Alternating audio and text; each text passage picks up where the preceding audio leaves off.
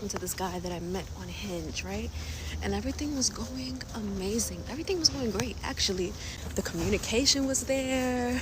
I thought we were on the same page. We went to Paris.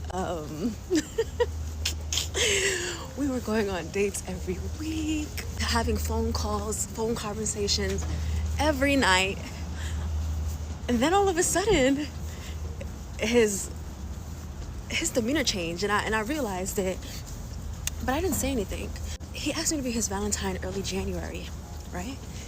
And I told him, I was like, of course, I would love to be. And then maybe a couple days later or a week later, I was like, I would love for you to ask me, with a card or something, something sweet, ask me something sentimental, right? So he's like, oh, I'm wondering, he's like, I wish I would have thought of that myself, whatever, but it wasn't a big deal to me. So he paid for everything. He paid for all the dates. The only thing I paid for was when we went to Paris, and I paid for my own room because I told him that's what I wanted. So, like I said, his demeanor changed, and I was like, I'm gonna, I'm gonna preach for a little bit, but I want to learn how to love better. I want to love better. I want to love people in my life better, not only relationship wise, but just friendships and family members. And when you look at 1 Corinthians 13, when God describes love, the first thing he describes love as is patient. Love is patient. Love is kind.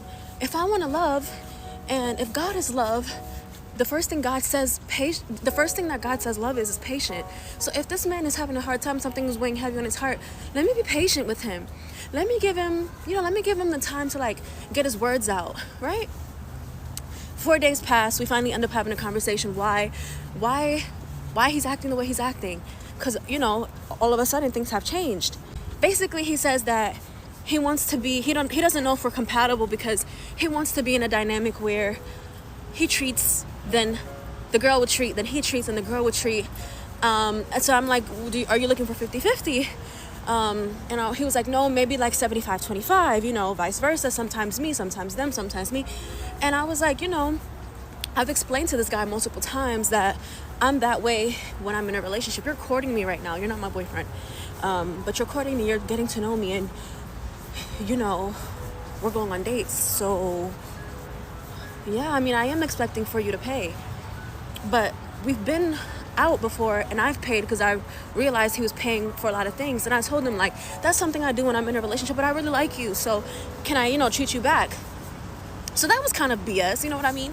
But what really got me was that he was like, I don't know if we're compatible because I'm looking for someone that's going to treat me back and all of this stuff. And I explained to him that, about the whole, I would do that if, you're my boyfriend, but you're not my boyfriend. We're getting to know each other. And he said, well, this is why I have a hard time saying love. And, this is why, I don't really I haven't had a girlfriend for 10 years. You have commitment issues. And you could have just said that before. But anyways, what really got me, what was the kicker for me was that, and this is kind of okay, let me just say it. Lord, and I pray that you help me say how I feel it.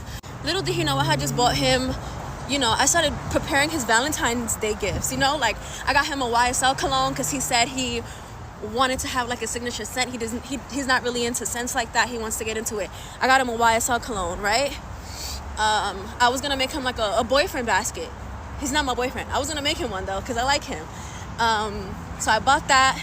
He's a chef who wants to get into baking, so I did my research on cookbooks, and the day before I ordered him a cookbook, The Dessert Person, which is a very popular book within the baking community. I got him that. I was gonna put that in the basket. I was gonna get him a Aritzia sweatsuit. I was gonna get him just like a silk pajama set. I was just gonna get him all these things. Had already bought half of the things already, and little did he know that. And it just is going back to when the Lord talks about what love is patient. I'm over here trying to extend patience to you. I'm gonna give him time to explain himself to me. I'm gonna give him time to figure out what's weighing on his heart.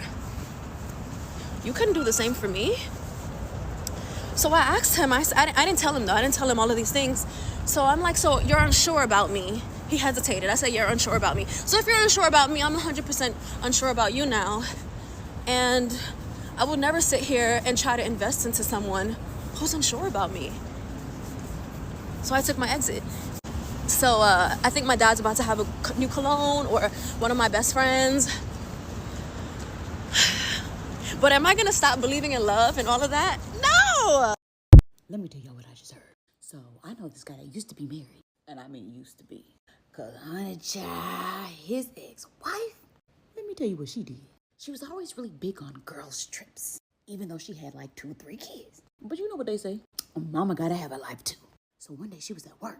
And he was home with the kids. Now, if you have an iPhone, you know that you can sync your text messages everywhere. Child, she had him synced to the Apple Watch, the iPad, the computer, and to the phone. Well, this day, she left the iPad at home and forgot the text messages were synced. So it's the middle of the day, and all he's hearing from downstairs is bing, bing, bing, bing, bing. Since the kids were down for a nap, he decided to go turn the iPad off. He gets to the room and picks up the iPad. And he said, like, he kind of chuckled because he's like, oh, yeah, the girls going in. You know, they just got back from the girls' trip. They must be sharing their experiences. But he said, as he looked a little deeper, y'all know what that means. He started reading them text messages.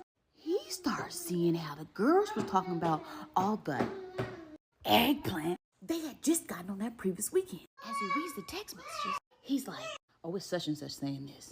And it's such and such saying that. My wife ain't even commented. But then he went deeper. Come to find out, his wife is the ringleader. She started the whole text thread.